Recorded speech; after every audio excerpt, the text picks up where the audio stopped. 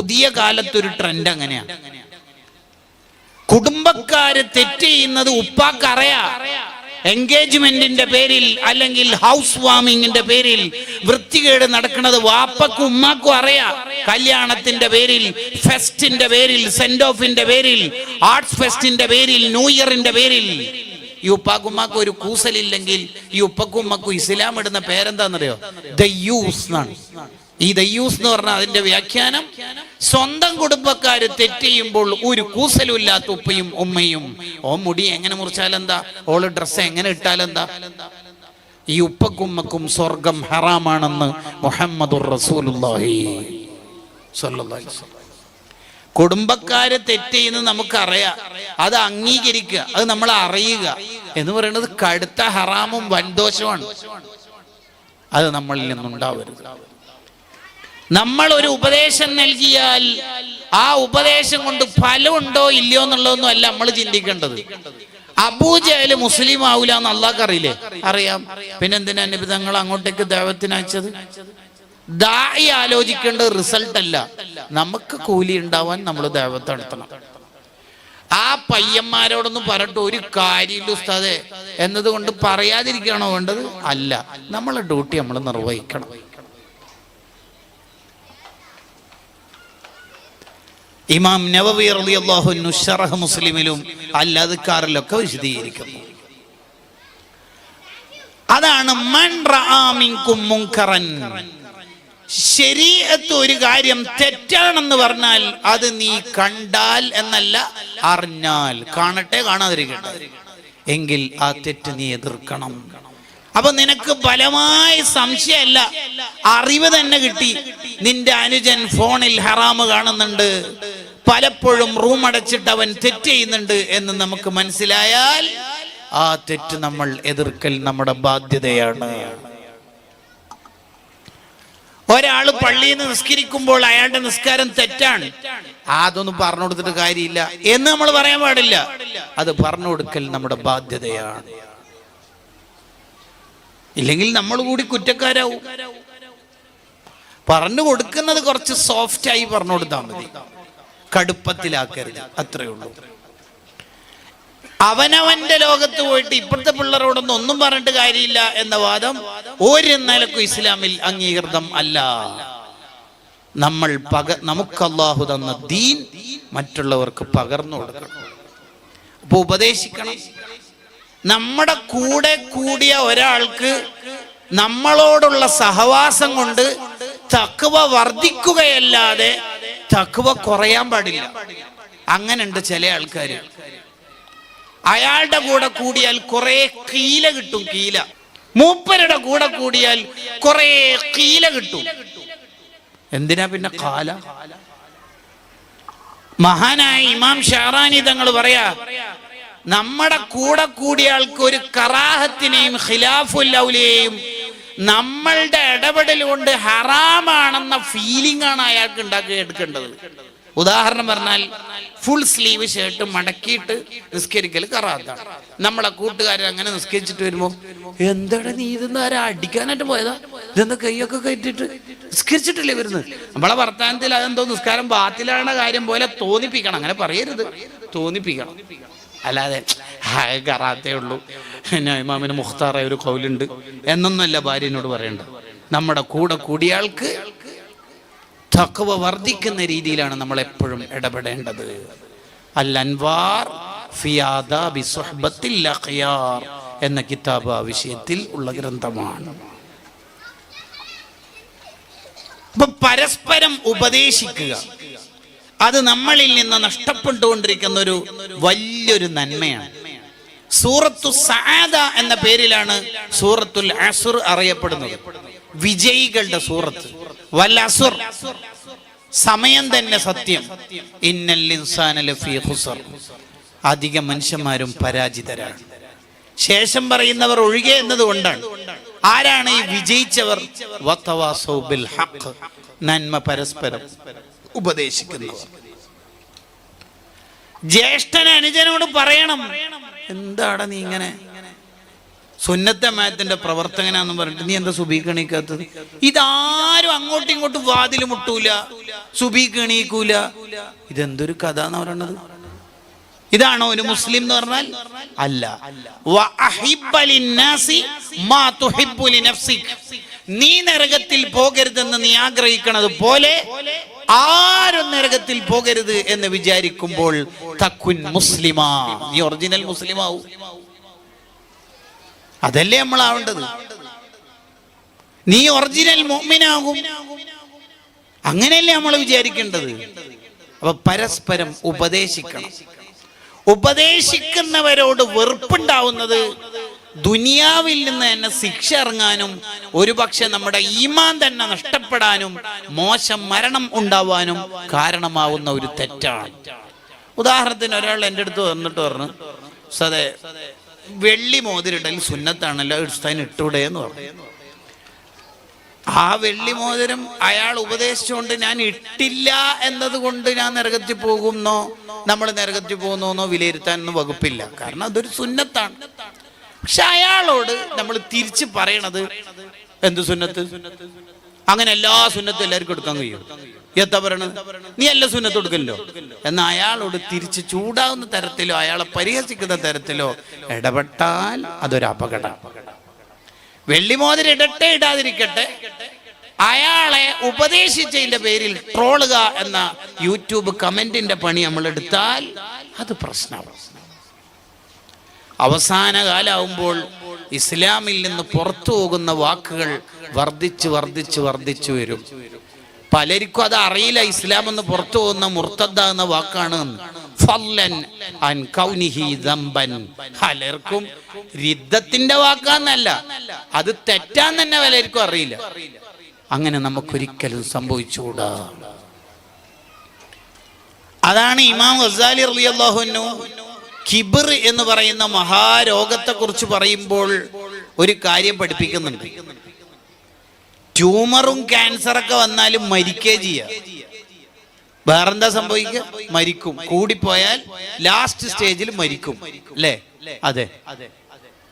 എന്നാൽ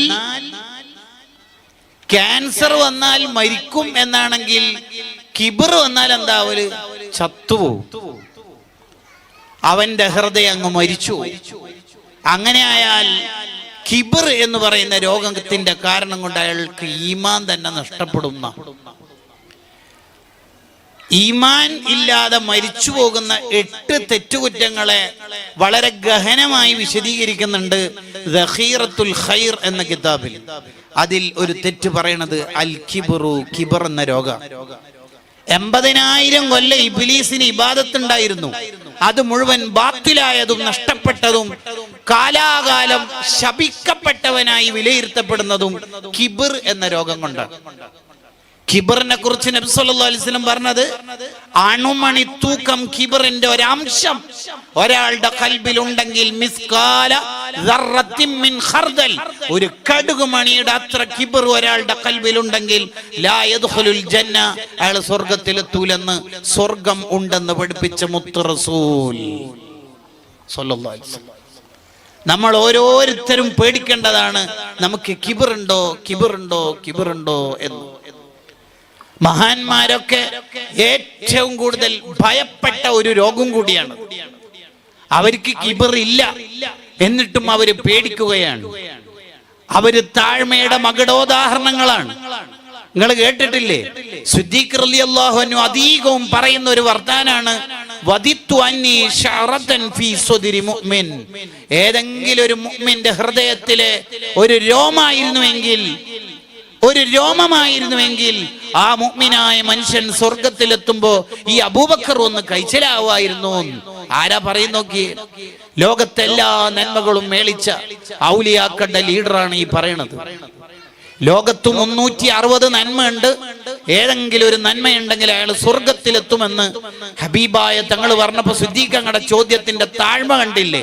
അഫി യഖസ്ലത്തുൻ വാഹിദ, ഈ അബൂബക്കറിന് എങ്ങനെയെങ്കിലൊക്കെ രക്ഷപ്പെടാൻ ഒന്നെങ്കിലും ഉണ്ടോ നബിയേ? മോനെ കുറിച്ച് ഇവിടെ ചർച്ചയില്ലല്ലോ മോനെ, മോനിക്ക് 360 ഉണ്ട് എന്ന്. ആ സിദ്ദീഖങ്ങളാ പറയണത്, ഏതെങ്കിലും ഒരു മുഅ്മിനിന്റെ നെഞ്ചിലെ ഒരു രോമായിരുന്നുവെങ്കിൽ ഈ അബൂബക്കർ ഒന്ന് രക്ഷപ്പെടാമായിരുന്നു.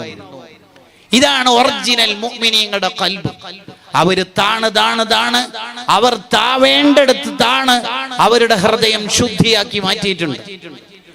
എന്നാൽ ഉമർ റളിയല്ലാഹുവിന്റെ വർത്താനം എന്താ? വദിത്തു അന്നി ശഅറതൻ ഫീ സദരി അബൂബക്കർ. അബൂബക്കർ തങ്ങളെ നെഞ്ചിലെ ഒരു രോമായിരുന്നുവെങ്കിൽ സിദ്ദീഖ് തങ്ങൾ എന്തായാലും സ്വർഗ്ഗത്തിൽ പോകുമ്പോ ഉമർ ഒന്ന് കഴിച്ചിലാവുമായിരുന്നു എന്നാണ് ഉമർ തങ്ങൾ പറയണത്. വഫാത്തിന്റെ നേരത്ത് ശത്രുവിന്റെ കുത്തേറ്റ് സുബഹി നിസ്കാരത്തിനിടയിൽ മറിഞ്ഞു വീണ് ബ്ലഡ് ഒളിച്ച് കുടിക്കാൻ കൊടുക്കുന്ന പാല് കുത്തേറ്റ സ്ഥലത്തെ ദ്വാരത്തുനിന്ന് പുറത്തേക്ക് ഒഴുകുമ്പോഴും ഉമർ റളിയല്ലാഹുവിന്റെ വിചാരം എന്തായിരുന്നു? മകനായ അബ്ദുല്ലാഹി ഇബ്നു ഉമർ തങ്ങളെ വിളിച്ചിട്ട് പറയുന്നുണ്ട്, മോനെന്ന് ഹുദൈഫത്തുൽ യമാനിയെ വിളിക്കണം. ഹുദൈഫ തങ്ങളെ വിളിച്ചിട്ട് പറഞ്ഞു, നബി സല്ലല്ലാഹു അലൈഹി വസല്ലം തങ്ങൾ നിങ്ങൾക്ക് കുറെ രഹസ്യങ്ങൾ പറഞ്ഞു തന്നിട്ടുണ്ട്. ആ കൂട്ടത്തിൽ സ്വഹാബിയായി ചമന്ന് നടക്കുന്ന, സ്വഹാബിയാണെന്ന വ്യാജേന നടക്കുന്ന കുറെ മുനാഫിഖീങ്ങൾ ഉണ്ടെന്ന് നിങ്ങൾക്ക് പറഞ്ഞതായി എനിക്ക് റിപ്പോർട്ടുണ്ട്. ഉണ്ടല്ലോ, ആ ലിസ്റ്റ് നിങ്ങളുടെ അടുത്തില്ലേ? ഉണ്ട്. അതൊന്ന് നിങ്ങൾ നോക്കുമോ? അതെന്തിനാ നിങ്ങൾ വഫാത്താവുമ്പോൾ ഇവിടെ ആരൊക്കെ മുനാഫിഖീങ്ങൾ ഉണ്ട് നോക്കുന്നു? ആരെങ്കിലും മുനാഫിഖാണോ അല്ലയോ എന്ന് അറിഞ്ഞിട്ട് എനിക്ക് പ്രത്യേകിച്ച് കാര്യമൊന്നുമില്ല. പക്ഷേ ഈ ഉമർ ഇബ്നുൽ ഖത്താബ് മുനാഫിഖായി പോയിട്ടുണ്ടോ എന്ന് ആ ലിസ്റ്റ് ചെക്ക് ചെയ്യാവോ? പൊട്ടി കരഞ്ഞുപോയി ഹുദൈഫ തങ്ങൾ. എന്താ ഉമർ തങ്ങളെ ഈ പറയണത്? നിങ്ങളല്ലേ ഈമാനിന്റെ പടവാൾ. നിങ്ങൾ പ്രവേശിച്ച ഒരു സ്ഥലത്ത് പിശാചിന് എൻട്രി ഉണ്ടോ? സിറാജു അഹ്ലിൽ ജന്ന, സ്വർഗത്തിലെ വിളക്കുമാടമല്ലേ നിങ്ങൾ? എന്താ പറയണത്? ഇല്ല. അന്നേരം ഉമർ റളിയല്ലാഹു അൻഹു എന്താ പ്രതികരിക്കുന്നറിയോ? ഹദ്ദിദിന്നലറിയ ഹുദൈഫ, ഹുദൈഫ ശരിക്കൊന്ന് നോക്കൂ, അഥവാ ഞാനുണ്ടെങ്കിലോ. നമ്മളൊക്കെ ആലോചിക്കേണ്ടതാ, ഞാൻ ഫോട്ടോന്റെ ആളാവുന്നുണ്ടോ? ഞാൻ ഉസ്താമാരുടെ മുമ്പിൽ വലിയ ആളാവാൻ കളിക്കുന്നതാണോ? അല്ല ഞാൻ വേറെന്തെങ്കിലും സംഭവമാണോ? എനിക്കൊരു തക്കാഫുല ഏറ്റെടുക്കാൻ കഴിവുള്ളതുകൊണ്ടാണോ ഈ കളിക്കണത് എന്നൊരു തോന്നൽ നമുക്ക് വന്നുപോയാൽ, ശരിക്കും നോക്കുമോനെ ഹുദൈഫ, ഈ വാക്ക് നമ്മുടെ ഹൃദയത്തിൽ ഉണ്ടാവണം. കിബറിന്റെ ഒരണുമണി തൂക്കം നമ്മുടെ ഖൽബിൽ വന്നു പോകാൻ പാടില്ല. ശരീരത്തിന് എത്ര രോഗം വന്നാലും അള്ളാന്റെ വെറുപ്പുണ്ടാവില്ല.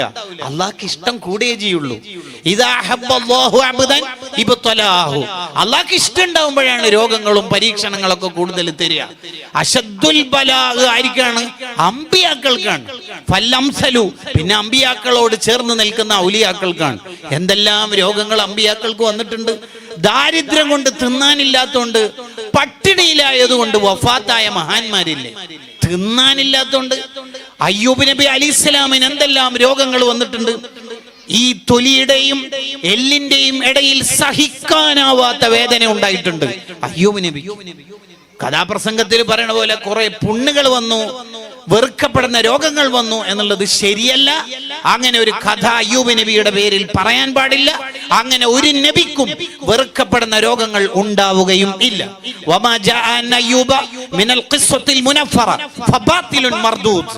അയ്യൂബ് നബിയെ കുറിച്ച് അങ്ങനെ പറയുന്ന കഥകൾ മുഴുവനും കെട്ടുകഥകളാണ്, ഫാബ്രിക്കേറ്റഡ് സ്റ്റോറിയാണ്, ഫിക്ഷൻസ് ആണ്, ശുദ്ധ അസംബന്ധമാണ്. അങ്ങനെ പറയാനും പറ്റൂല. അതെങ്ങനെ ഒരു നബിക്ക് ഉണ്ടാവില്ല? കാര്യമായിട്ട് നബിയെ ഇസ്ലാം സ്വീകരിക്കാൻ വേണ്ടി ഒരാൾ വന്നു. അപ്പൊ അയാൾ പറയാ, എനിക്ക് മണക്കുന്ന നാർന്ന് ഇത് തിരിച്ചു പോവുക. ഇങ്ങനെ ഒരു നബിക്ക് ഉണ്ടാവോ? എങ്ങനെ ഉണ്ടാവാനാ? അതെങ്ങനെ ഉണ്ടാവാനാ? തുഹ്ഫത്തുൽ മുരീദ് അലാ ശർഹി അലാ ജൗഹറത്തുൽ തൗഹീദ്, ഇമാം ബാജൂരിയുടെ ഗ്രന്ഥം. അതുപോലെ ജൗഹറത്തുൽ തൗഹീദിന് സ്വാവി ഇമാം എഴുതിയ വ്യാഖ്യാനം, തുഹ്ഫത്തുൽ മുഹ്താജിന്റെ തുടക്കം, ഇതൊക്കെ നമ്മൾ വിശദീകരിച്ച് നോക്കിയാൽ, വിശദമായി നോക്കിയാൽ ഈ കാര്യം ബോധ്യപ്പെടും. എന്റെ വിഷയം അതല്ല. ശരീരത്തിന് എത്ര രോഗം വന്നാലും ആഖിറത്തിൽ കുടുങ്ങാന്ന് പോകുന്നില്ല. കുടുങ്ങുമോ? ഇല്ല. ആക്സിഡന്റ് ആയി മരിച്ചു എന്നുള്ളത് ആക്കിബത്ത് മോശമായി എന്നുള്ളതിന്റെ അടയാളാണോ? അല്ല. അങ്ങനെ ആര് പറഞ്ഞു? അങ്ങനെ അല്ല. പിന്നെന്താ? നമ്മുടെ ഹൃദയത്തിന് ഒരു രോഗവും വരാൻ പാടില്ല.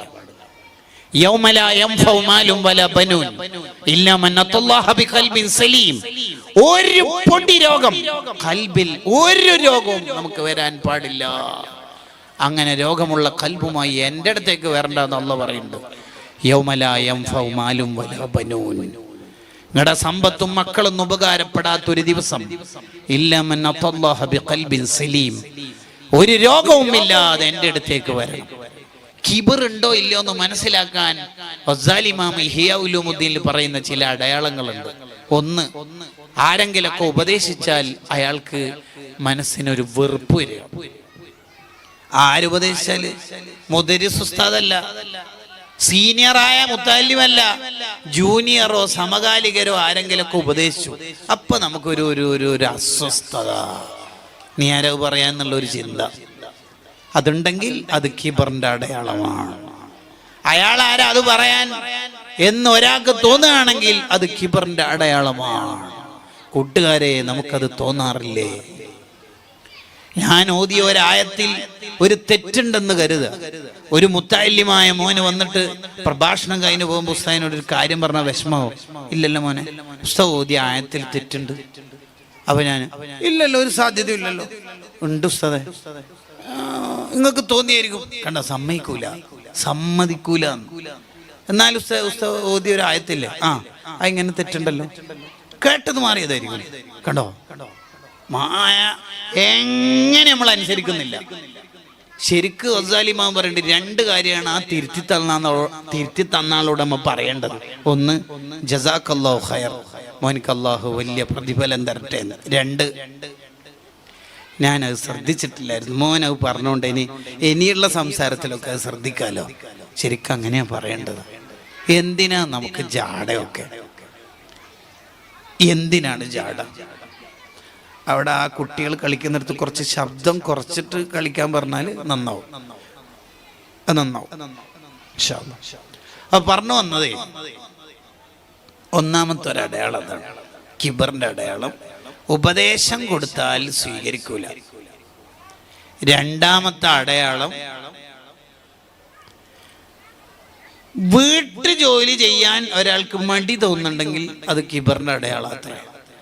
ഞാനോ ബാത്റൂം കഴുകാനാ, നീ എന്താ പറയുന്നടി ഭാര്യനോട്?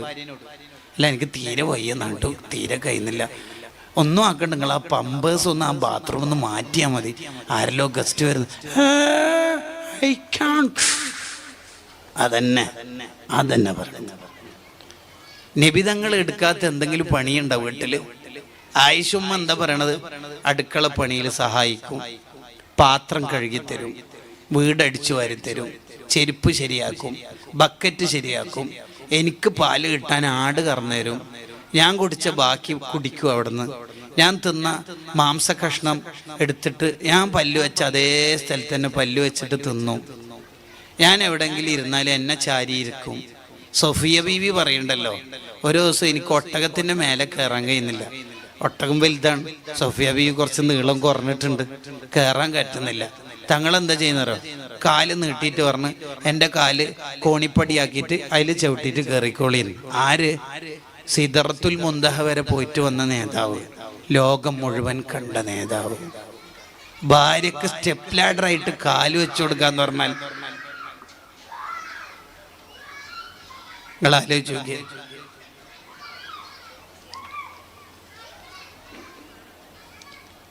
വീട്ടു ജോലി ചെയ്യാൻ ഒരാൾക്ക് മടി തോന്നുന്നുണ്ടെങ്കിൽ അത് അയാളുടെ കൽബിന് വലിയ പ്രശ്നമുണ്ട് എന്നുള്ളതിൻ്റെ അടയാളമാണ്. വീട്ടിൽ നമ്മൾ റാങ്ക് നമ്പർ 1 ആയിരിക്കണം. ഉദാഹരണം പറഞ്ഞാൽ, ഭാര്യ നമ്മളോട് പറയാണ്, ഒരു കുപ്പി വെള്ളം എടുത്തിട്ട് ഇത് നല്ല ഒരാളെ കൊണ്ട് വെള്ളം മന്ദിരിപ്പിച്ചു തരുമോ നിങ്ങൾ? എനിക്കെന്തോ വയറിന് ഭയങ്കര ഗ്യാസിൻ്റെ ആണോന്ന് അറിയില്ല.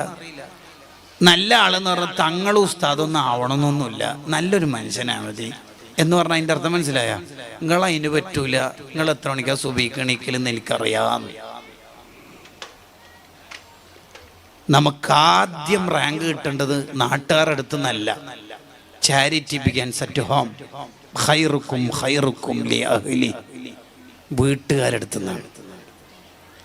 ഇമാം ഷാറാനി റളിയല്ലാഹു അൻഹുവിനെ നിങ്ങൾക്ക് പരിചയമുണ്ടോ?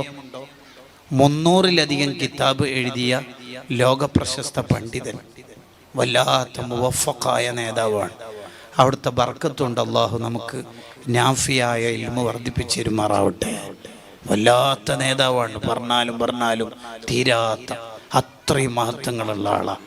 അവരുടെ മഹത്വം മനസ്സിലാക്കാൻ അവര് തന്നെ എഴുതിയ അൽ മിനനുൽ കുബ്ര എന്ന ഗ്രന്ഥം നോക്കിയാൽ മതി. അതൊരു ആത്മകഥ കൂടിയാണ്. കാലാനുസൃതമായ വിവരങ്ങൾ കൈമാറാൻ വേണ്ടി മഹാന്മാര് ആത്മകഥ എഴുതാറുണ്ട്.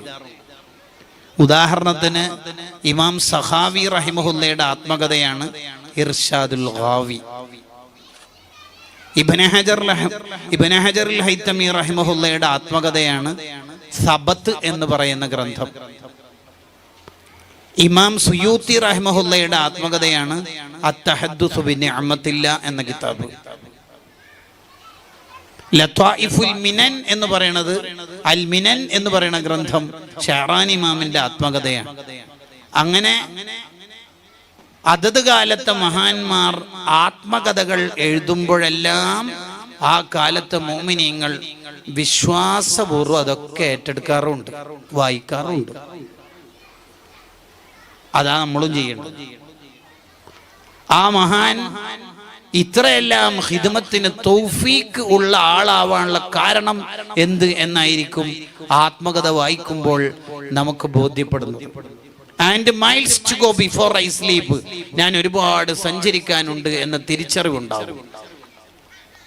അങ്ങനെ ഇമാം ഷഹറാനി തങ്ങൾ സ്വന്തം ജീവിതത്തിലെ ഒരു അനുഭവം നമുക്ക് പഠിപ്പിച്ചു തരാം. എന്താ പഠിപ്പിച്ചിരുന്നറിയോ? മഹാൻ പറയാ, എൻ്റെ ഭാര്യക്ക് അസുഖമായി, തീരെ വയ്യ, ഒരു നിലക്കും എഴുന്നേൽക്കാനും വയ്യ, കിടത്തപ്പായിൽ തന്നെ, കാഷ്ടിക്കലും മൂത്രയിക്കലും അവിടെ തന്നെ.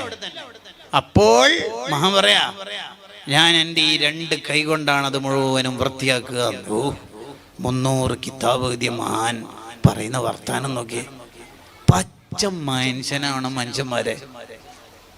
ഈ അടുത്ത് SSFന്റെ എല്ലാ ഡിവിഷൻ നേതാക്കൾക്കും കൂടി സ്റ്റേറ്റ് കമ്മിറ്റി സംഘടിപ്പിച്ച ഒരു പരിപാടി ഉണ്ടായിരുന്നു നമ്മുടെ പൊന്നാനിയിൽ വെച്ച്.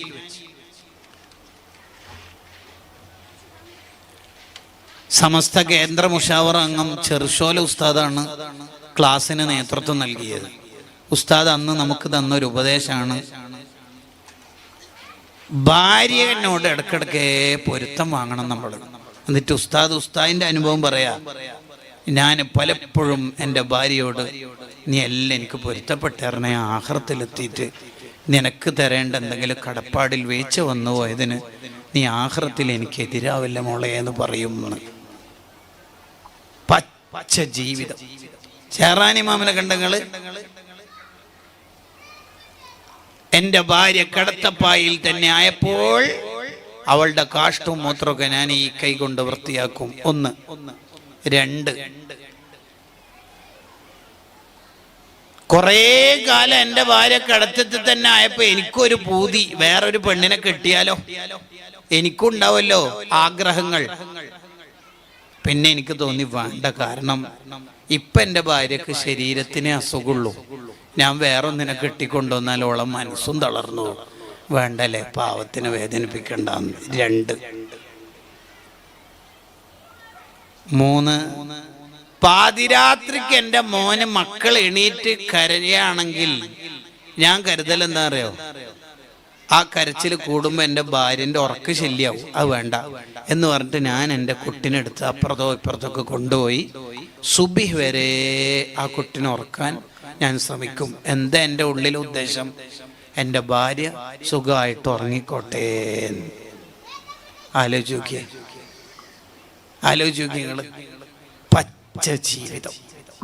ഇതാണ് നമ്മളിലൊക്കെ ഉണ്ടാവേണ്ടത്. പല ആൾക്കാരും 56, 66 കൊല്ലം ഒന്നിച്ച് ജീവിച്ചിട്ടും ഉണ്ടാവും, 4, 5 മക്കൾ ഉണ്ടായിട്ടും ഉണ്ടാവും. പക്ഷെ ഭാര്യക്കൊരു മര്യാദക്ക് ഒരഭിപ്രായം പറയാൻ തന്നെ സ്വാതന്ത്ര്യം ഉണ്ടാവില്ല. നബി സല്ലല്ലാഹു അലൈഹി വസല്ലം തങ്ങൾ വീട്ടിക്ക് കയറിയിട്ട് ചോദിക്കുക, ആയിഷു എന്താ കറി? സുർക്ക. നിഅമൽ ഉദ്മു അൽ ഖല്ലു, സുർക്ക ടോപ്പ് കറിയല്ലേ. ആയിഷ ബീവിനെ സമാധാനിപ്പിക്കാനാ പറയണത്. നമ്മളോ എന്ത് കറി? മത്തിയോ? എപ്പോഴെങ്കിലും ഒന്ന് മാറ്റി പിടിച്ചുകൂടെ? ഇയാൾ 5 കിലോ അയക്കൂറ വാങ്ങിക്കൊടുത്ത ഡയലോഗ് അടിക്കാൻ ഒന്നും വാങ്ങിക്കൊടുക്കും ചെയ്യില്ല. ആയിഷ ബീവിയോട് നബി സല്ലല്ലാഹു അലൈഹി വസല്ലം തങ്ങളുടെ വർത്താനം, ആയിഷു ഇന്ന് രാത്രി ഫുൾ ടൈം ഇബാദത്ത് ചെയ്താലോ എന്ന് എനിക്കൊരു പൂതിയുണ്ട്, എന്റെ അഭിപ്രായം എന്താണ്? നബി തങ്ങൾക്ക് എന്തിനാ ഇപ്പൊ ആയിഷ ബീവിയോട് അഭിപ്രായം ചോദിക്കേണ്ട ആവശ്യം? അതും ഇബാദത്ത് ചെയ്യാന്. അതൊക്കെയാണ് ഒരു കുടുംബ ജീവിതം എന്ന് പറഞ്ഞാൽ. ഞാൻ ഇന്ന് രാത്രി ഫുൾ ടൈം ഇബാദത്ത് ചെയ്താലോ എന്ന് പൂതിയുണ്ട്. ആയിഷാന്റെ ഒരു അഭിപ്രായം പറയുന്നു. ചെയ്തോ നബി. അപ്പൊ വീടൊക്കെ വരക്കുന്ന സമയത്ത് പ്ലാനൊക്കെ ഉണ്ടാക്കുമ്പോൾ ഇവിടെയാണ് ബാത്റൂം ഉദ്ദേശിക്കുന്നത്, 2500 സ്ക്വയർ ഫീറ്റ്.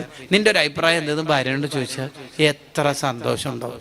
ഇത് പ്ലാൻ വരക്കുന്നിടത്തോ അത് വിശദീകരിക്കുന്നിടത്തോ നമ്മൾ രണ്ടാളും ഇരിക്കുമ്പോൾ ഭാര്യയാറ്റം വന്നാൽ അതാ കാര്യം, വെള്ളം എടുത്തിട്ടോ, വെള്ളം ഈ ഗുണ്ട സ്റ്റൈലൊക്കെ ഒന്ന് നിർത്തുക.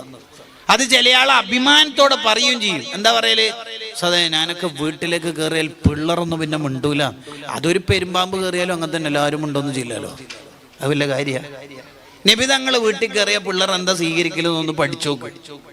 ചില ആൾ ഇപ്പം പറയും ഞാൻ വരാന്തയിലൂടെ നടന്നാൽ പിള്ളർ മുട്ട് വറക്കും. മുത്തുനബിനേക്കാൾ വലിയ ആളൊന്നും ആവാൻ ഒരിക്കലും നോക്കരുത്, ഒരു റിസൾട്ടും ഉണ്ടാവില്ല. എപ്പോഴും നമ്മൾ ശ്രദ്ധിക്കണം. മനുഷ്യന്റെ സ്വഭാവം മോശാവുന്നതിനെ കുറിച്ച് തുഹ്ഫത്തുൽ ഇബാദ് എന്ന ഗ്രന്ഥം പറയുന്നുണ്ട്. ഒരു മനുഷ്യന്റെ സ്വഭാവം മോശമാണോ അല്ലയോ എന്ന് മനസ്സിലാക്കാൻ അതിലൊരു അടയാളം പറയുന്നുണ്ട്. എന്താ അടയാളം എന്നറിയാം? കുടുംബക്കാരെല്ലാവരും ഒന്നിച്ചിരുന്ന് നന്നായി തമാശകൾ പറഞ്ഞ് രസിച്ച് ചിരിച്ച് കളിച്ചുകൊണ്ടിരിക്കുമ്പോൾ ഈ വീട്ടുകാരൻ, ഗൃഹനാഥൻ, കാർണോർ, അമ്മാവൻ, ഉപ്പാപ്പ കേറി വരുമ്പോ എല്ലാവരും പേടിച്ചിട്ട് പിരിഞ്ഞു പോകുന്നുണ്ടെങ്കിൽ മനസ്സിലാക്കാം ഇയാളുടെ സ്വഭാവം മോശമാണ്. ഉമർ ഇബ്നുൽ ഖത്താബ് റളിയല്ലാഹു അൻഹു ഒരു ദിവസം ഇങ്ങനെ മലർന്നു കിടക്കുക, കുട്ടികൾ ഇങ്ങനെ വയറിന്റെ മേലെ ഇരുന്ന് കളിക്കുക. 40 നബിയുടെ വ്യാഖ്യാനത്തിൽ ഇമാം ജറദാനി കൊണ്ടുവരുന്ന സംഭവം. അപ്പോഴാണ് ഒരു ഗവർണർ, ഒരു ഉദ്യോഗസ്ഥൻ, ഉമർ റളിയല്ലാഹു അൻഹുവിന്റെ ഭരണത്തിന്റെ കീഴിലുള്ള ഒരു ഉദ്യോഗസ്ഥൻ വരുന്നത്. അയാൾ ഇത് കണ്ട ഉടനെ ഞെട്ടിപ്പോയി. ഖലീഫന്റെ വയറിന്റെ മേലെ ഇരുന്നിട്ട് കളിക്കാനോ? ഇവർക്ക് എങ്ങനെ ധൈര്യം വന്നത്? എന്തുവാടാ ഇത്, ഖലീഫ അല്ലേ? അപ്പൊ ഉമർലാന് കണ്ണു തുറന്നു. എന്താടാ പേടിപ്പിക്കുന്നത്? അല്ല, പിള്ളേർ നിങ്ങളെ ദേഹത്ത് കയറി കളിക്ക. ഉമർലാൻ അയാൾ വിളിച്ചിട്ട് ഇറങ്ങോട്ടോ, യു ആർ ഡിസ്മിസ്ഡ്, നിന്നെ എന്നെ ഭരണത്തിൽ നിന്ന് പുറത്താക്കിയിരിക്കുന്നു. കാരണം പിള്ളേരോട് തന്നെ കരുണയില്ല, എന്നിട്ടല്ലേ നാട്ടുകാരോട് വിട്ടോളിയെന്ന്. പക്ഷെ നമ്മൾ ഉമർലാനുവിനെ പറയലെന്നെ എന്താ, വീരശൂര പരാക്രമീൻ. എന്താ അതിന്റെ അർത്ഥം? ഇതൊക്കെ എന്നെ അറിയില്ല അല്ലെ അതിന്റെ അർത്ഥം എന്താന്ന്? അതാണ് ഉമർ റളിയല്ലാഹു അൻഹു പലപ്പോഴും പറയും, നിങ്ങൾ ആണുങ്ങളാകുന്നൊക്കെ പുറത്ത്, വീട്ടിലെപ്പോഴും കുട്ടിയായാൽ മതി. വീട്ടു ജോലി ചെയ്യാൻ ഒരാൾക്ക് മടി, ഭയങ്കര മടി. ഗസാലിമാ പറയുന്നുണ്ട്, വീട്ടിലേക്കുള്ള അവശ്യ വസ്തുക്കൾ വാങ്ങിക്കൊണ്ടുവരാനുള്ള മടിയും കിബറിന്റെ അടയാളാണ്.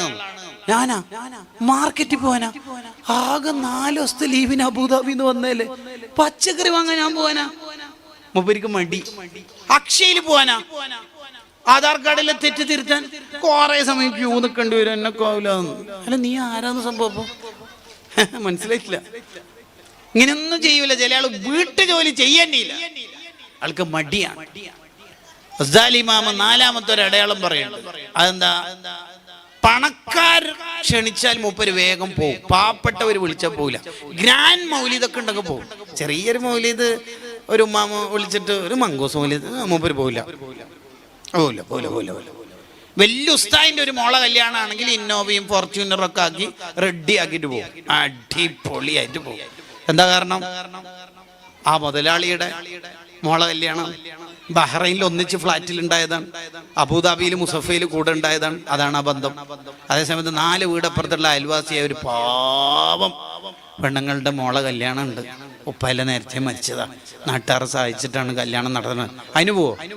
അത് നീ പോയാ പോരെ, ഭാര്യനോട് ഒരു 500 കൊടുത്തേ, ഒന്നുമില്ല കാര്യമായിട്ട്, നല്ല 500 കൊടുത്തേ. അതന്നെ കിബർ എന്ന് പറയും. അതിന്റെ തിരിച്ചുള്ള വേർഷനും ഉണ്ട് കേട്ടോ. തിരിച്ചെന്ന് പറഞ്ഞാല് അൽ കൗകബു ഷാഹിക്ക് ഫിൽ ഫർഖി ബൈനൽ മുരീദി സ്വാദിഖി വഗൈരി സ്വാദിഖ് എന്നൊരു കിതാബുണ്ട് ഷഹറാനി ഇമാമിന്. ഷഹറാനി ഇമാമിന് എന്ത് കിതാബ് ഇല്ലാത്തത്? എന്ത് കിതാബ് ഇല്ലാത്തത്? അള്ളാഹു അവിടുത്തെ ബർക്കത്ത് കൊണ്ട് നമ്മളെ നന്നാക്കട്ടെ. ആ കിതാബിൽ പറയുന്നതാണ്, വദ്വാഉൽ മുരീദി അൽ ഉലമാ വൽ ഉമറാ ഇലാ വലീമത്തി ബൈത്തിഹി. ചില ആൾക്കാരെ ആലിമീങ്ങളെയും തങ്ങന്മാരെയും വലിയവരെയൊക്കെ നാട്ടിലെ വീട്ടിലെ സൽക്കാരത്തിന് ക്ഷണിക്കും. ആ ക്ഷണിക്കൽ കൊണ്ട് മൂപ്പരെ താല്പര്യം എന്താണ്? ജനങ്ങളെ മനസ്സിൽ വലിയ ആളാവണമെന്ന താല്പര്യം. എന്ന് പറഞ്ഞാൽ എൻ്റെ 4 മക്കളുടെയും നിക്കാഹ് ആണ് കഴിച്ചത്. പിന്നെ ഇന്നത്തെ മൗലിദിന് ഉച്ചക്ക് അവർ വരും, രാത്രി ഇവർ വരും. അങ്ങനെ ഉണ്ടാവില്ല. ഹൈ ലെവൽ ഡയലോഗ് അങ്ങനെ ഉണ്ടാവും. ചില ആൾക്കാർ ഈ ഗൾഫിലെല്ലാം നിന്നിട്ട് നാട്ടിലെത്തിയാൽ പറയുന്ന പ്രയോഗം ഭയങ്കര അദബുകേടുള്ള വർത്താനായിരിക്കും. അബുദാബിയിൽ അധികവും പേരോട് എൻ്റെ റൂമിൽ തന്നെയാണ് മിക്കപ്പോഴും താമസിക്കൽ. പൊന്മുളവിൻ്റെ അധികം ഞാനല്ലേ വണ്ടി എടുത്തിട്ട് പോകുന്നത്. ആരെക്കുറിച്ചാണ് പറയുന്ന നോക്കിയാൽ മല പോലുള്ള ആലിമീങ്ങളെ കുറിച്ച്. ആ കൊടലിൻ്റെ ഹുങ്കും 2 തക്കാഫുലിൻ്റെ കിബറുമാണത്.